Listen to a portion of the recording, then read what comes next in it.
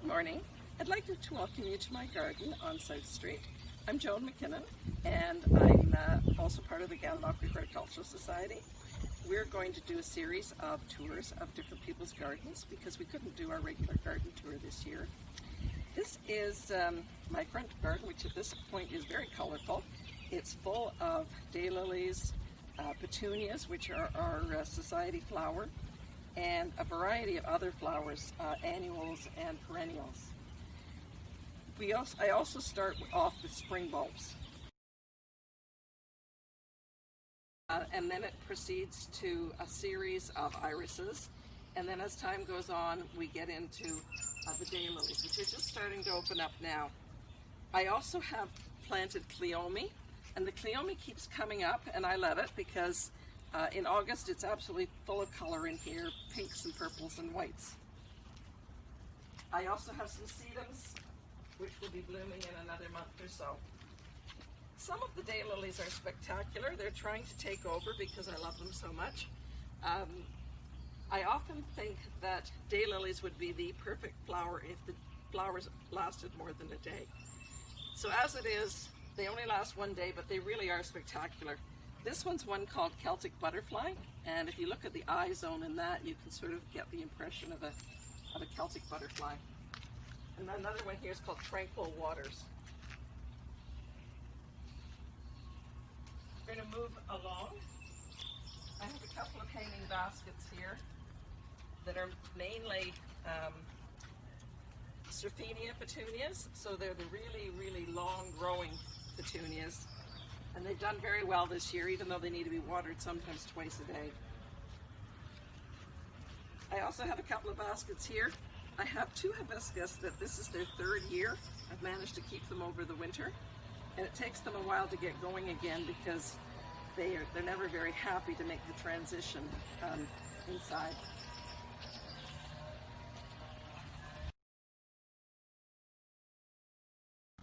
This is Nagapanthus, which is a summer bulb. Has to come in the wintertime because it's not hardy here. If you've ever been to New Zealand or Australia, you'll see them all over the place, growing almost wild. They're often bluey purple, but this one happens to be white. And I love them. They're lovely and showy. And then we're going to move over to my daylily garden. The daylilies started to take over in some of the other gardens, and so I decided to make a garden that was just about entirely daylilies. And there's some really stunning ones, like this one over here, which is called Meet Joe Black. This is another favorite of mine. It's got a really plain name. It's called Ed Brown. And I think that's one of the reasons I got it as a freebie when I ordered from Vivace Nordique. I don't think it was selling. It's a gorgeous daylily, but its name doesn't do it any justice. I don't have a lot of vegetables. I just have a little foursquare in here. And I mostly have tomatoes. Someone gave me a zucchini plant this year, and I may regret it because it's trying to take over the entire garden. However, hey, nothing tried, nothing gained. So then we're going to move around to the back garden, where a lot of my shady gardens are.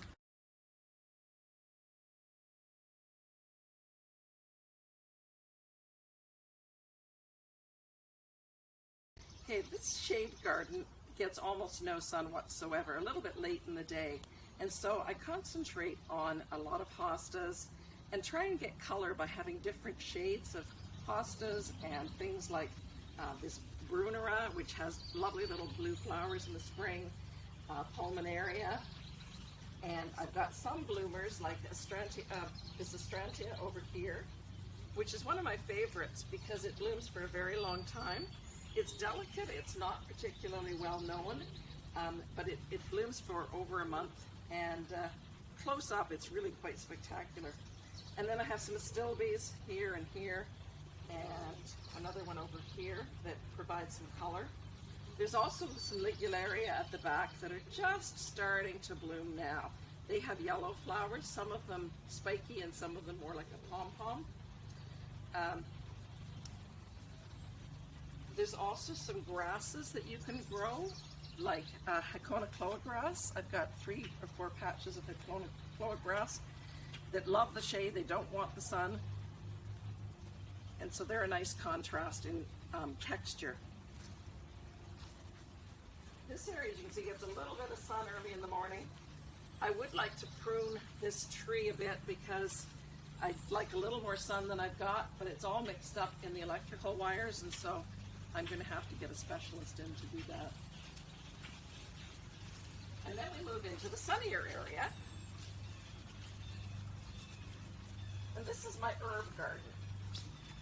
I have all sorts of herbs here, some perennial, like oregano and lemon balm. I've got quite a few different mints. The mints are all in pots because otherwise they would take over the entire garden. But even with having them in pots, they escape and I have to keep pulling them out. Some of them are annuals. This pineapple sage doesn't come back. It's not hardy enough. I have rosemary. I tried one year to winter it over outside and it didn't work, but I did manage to winter it inside this year, so it's back out again. And I have some lavenders. And then I go back into, I've got rose bushes and all my different clematises. When we moved here 10 years ago, there were 2 clematis here, and that was basically it. And the rest of this was filled with broken brick. And I literally spent months pulling out broken brick, and I still find it anytime I dig down. And then there's a few more of my favorite daylilies back in here. A lot of my roses are David Austin's. So this is one called the Heritage Rose. It's very pretty. This one is not, it's just going out of bloom, but it's quite spectacular. It's called 4th of July. And then this is a Marchagon Lily. So the blooms are down facing rather than upward facing.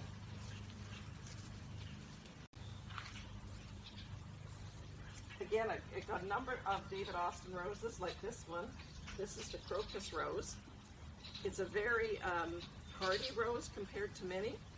I just pile a little bit of dirt around the bottom and it's fine. The rest of the roses get covered with cones for the winter. So they're sort of in between their first flush of roses and the second flush. There's a few that have blooms like this one. This is a new rose called Port Sunlight. And that one is a Canadian rose, a Canadian artist rose called Bill Bush. And it blooms pretty well consistently. And then I have a number of miniatures along the edge, which are mostly just from Metro, because they don't tend to winter very well. I try, but they don't usually make it through.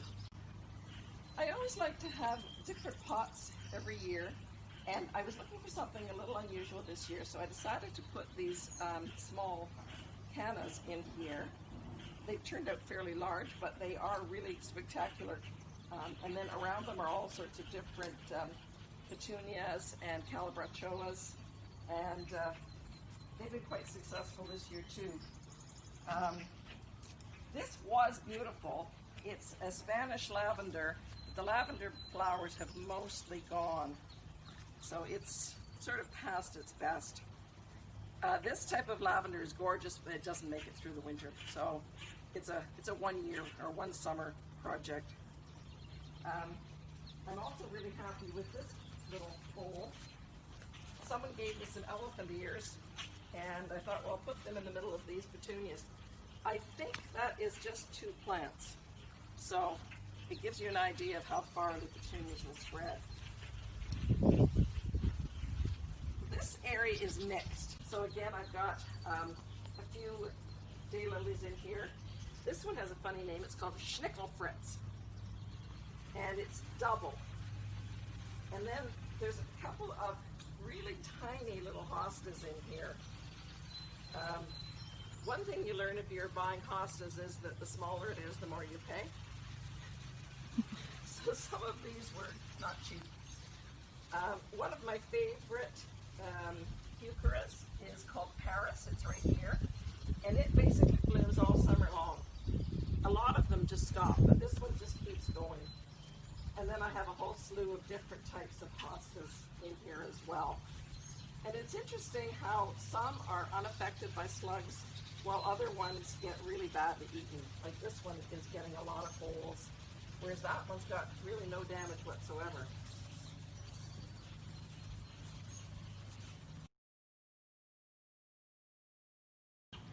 This garden is a combination. It tends to get really colorful in July.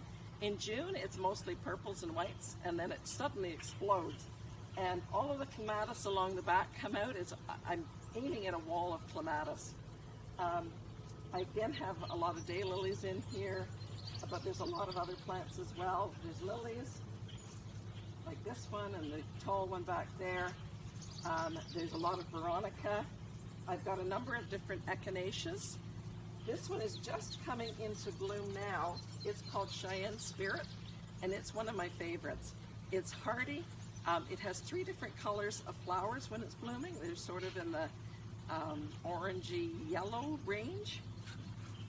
And then there's a very bright orange echinacea blooming back in here, right next to a double orange daylily, right back in this section.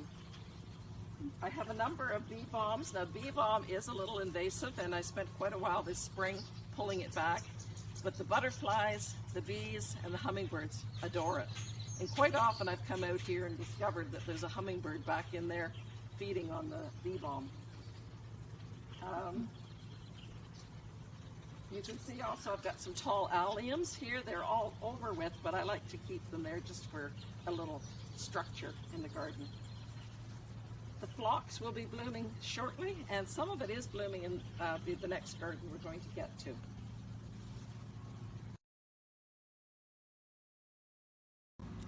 This garden along the side of the garage is another mixed one. It gets quite a bit of shade, but it does also get a fair amount of sun in the mornings. So I've got a variety of a lot of hostas and quite a few daylilies as well. There's also a couple more astrantias over here that are almost over, but they've been blooming since early June, so I can't complain. Over here, I've got a few more of the little tiny hostas over here, and I say some daylilies in here, which seem to be quite happy, even though they are in a lot of shade. The phlox is just starting to bloom. You can see it better from the other side. And there's also a number of heucheras. I did lose a couple this winter, a couple of my favorites. Heucheras just are not all that hardy. Some seem to do a lot better than others. All of these ones have been here a number of years, but I lost one called Delta Dawn that was an absolute beauty, and it just did not come back this year. The phlox is just starting to come into bloom, and I've got a number of different colors, pinks and whites and purples. A lot of phloxes are subject to powdery mildew, but I really haven't had a lot of problem here. I chose varieties that were fairly good about getting powdery mildew, and so once in a while I'll get it if it's a really humid summer, but it hasn't been bad so far, and hopefully it'll stay that way. The astilbes over here are just about over. They make quite a nice show, but only for a fairly short while. Then I have this area, which is under a spruce tree. It is really hard to get anything growing. When I initially planted it, I had hostas the whole way around, and I thought that would be a nice, easy garden. Well, they just wouldn't grow. Literally, it can rain for 2 days and you'll get no water on that side. And so now it's pretty much all sedums. And they do well, they're happy, and cover it up and look colorful even. The main sedum over here is Angelina. It can take over, but it's also quite easy to pull out if you decide that you've got a little too much of it. This has taken off this year. I did not plant it. I don't know where it came from. But I think I can keep it under control. I hope so. Okay, let's walk down this way. The two sides of the garden are fairly different.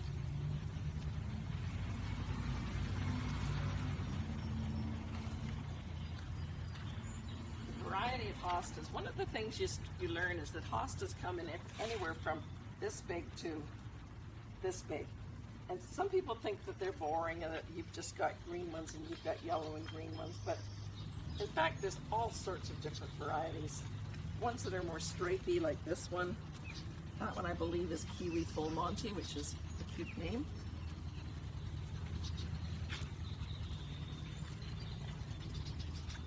There's also a number of Siberian iris in here, all over with now.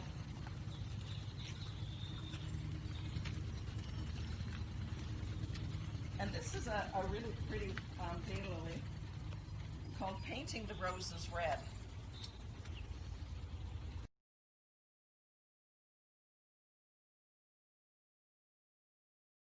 Are unaffected by slugs, and others have quite a bit of damage.